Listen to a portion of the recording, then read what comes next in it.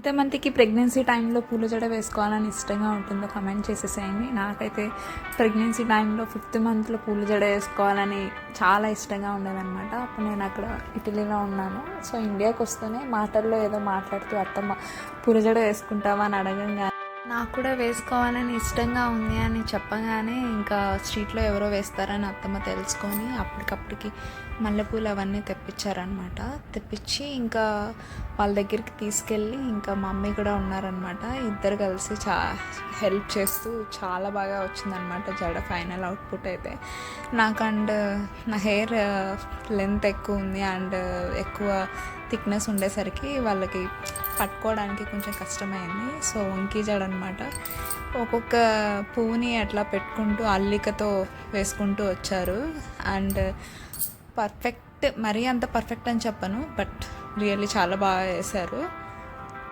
And ఈ జడ ఒక్కరే వేయడం కూడా చాలా కష్టం అనిపిస్తుంది.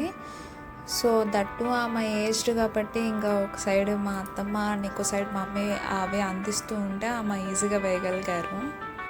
వేయడానికి కూడా ఆల్మోస్ట్ ఒక 2 hours పట్టిందనమాట. ఇంకా కింద కూర్చొని అంతసేపు కష్టమే అనిపించింది. ఎలాగో అలా కంప్లీట్ చేసేసారు. జడ మధ్యలోకి కనకాంబరాల ఆకు వేసి మధ్య మధ్యలో పెట్టుకుంటూ వచ్చారు.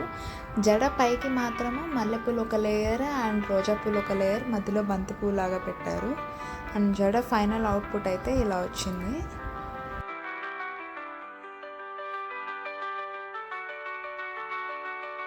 సో కింద అయితే ఇలా వచ్చిందనమాట. పైన ఇంకా లేయర్స్ యాడ్ చేయలేదు. హియర్ ఈస్ మై పూల జడ, మై 6th month విష్. తర్వాత శారీ మమ్మీ కట్టారు. మమ్మీ శారీ చాలా బాగా కడతారు. ఫైనల్గా రెడీ అయింది. ఇంకొక వీడియోలో చూద్దాము. And thanks for watching my videos.